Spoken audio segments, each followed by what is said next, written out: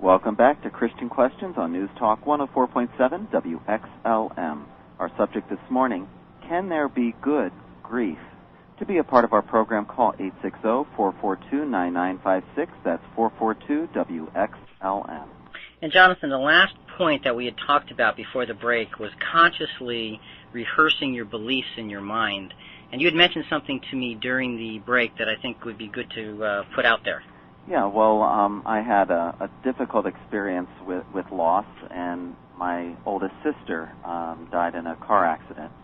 And my parents, were devastated. Having a child die is just heart-wrenching. And I met them at the hospital, and I was their support system because I knew that the truth about the resurrection after death. I knew she had a future in the kingdom, and their grief was just overtaking them. And so I had the ability to help them get through this tragedy because of my hope and my belief.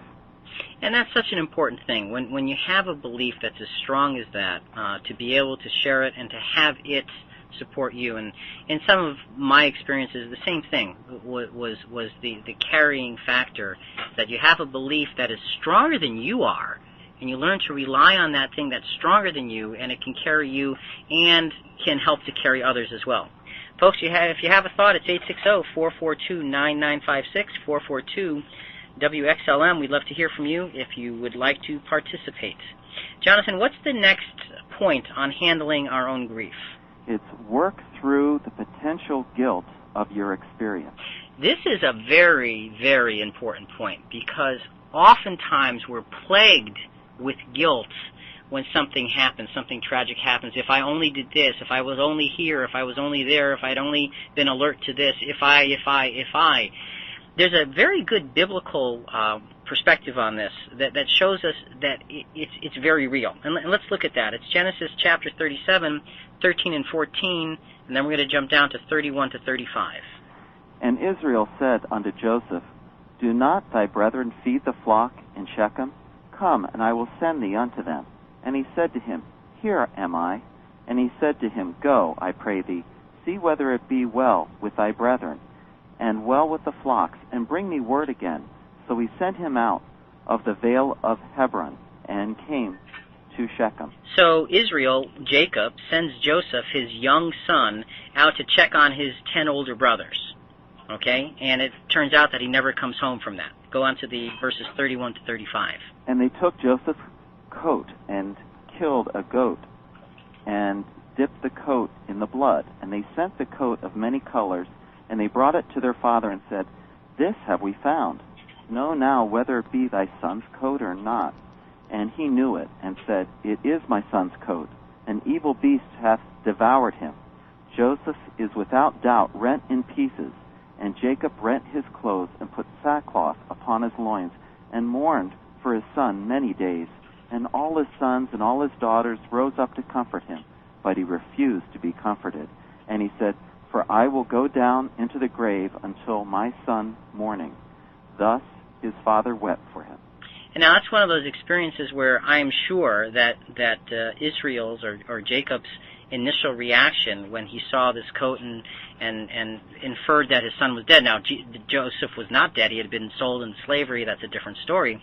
But the first reaction must have been, I should have never sent him. Exactly. I should have never sent him out. It's my fault. Yeah. And boy, that is debilitating. Oh, it is. That is absolutely debilitating. And when we get into that frame of thinking, Jonathan, that can kill us. Oh, it can. That can be one of those things that absolutely buries us, because we are taking responsibility. Now, maybe we could have done things better, but you can't look at something like that and say it's all my fault. You just have to be able to put it in perspective, and that's where your belief comes in. That's where we're having a strong belief comes in to help to hold you up. Next point. Realize that all works for good, and God knows.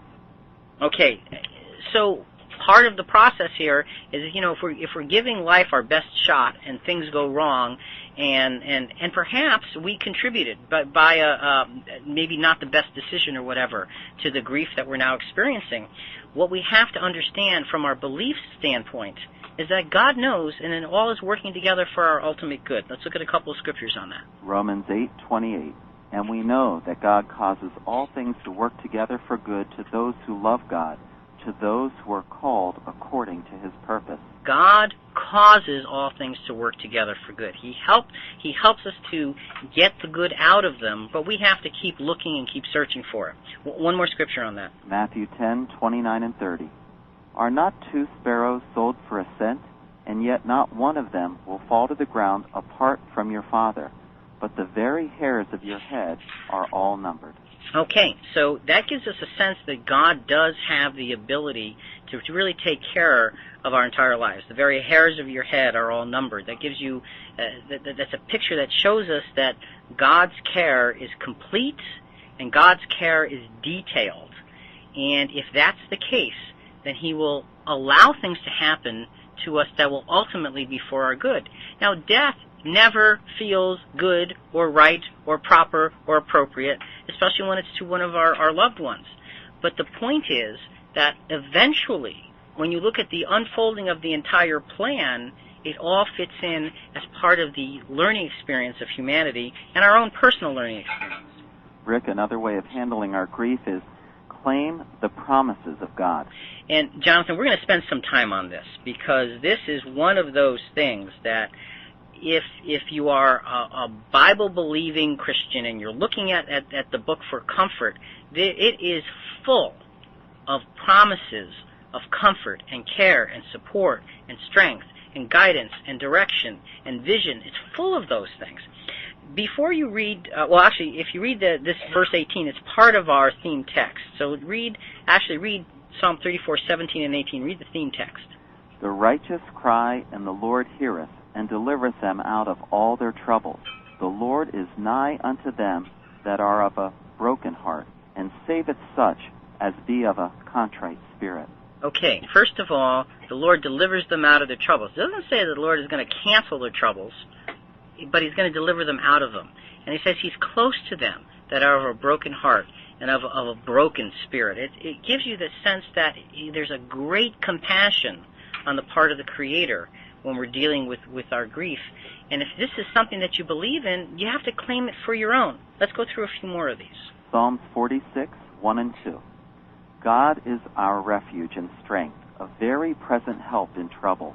Therefore we will not fear, though the earth should change, and though the mountains slip into the heart of the sea.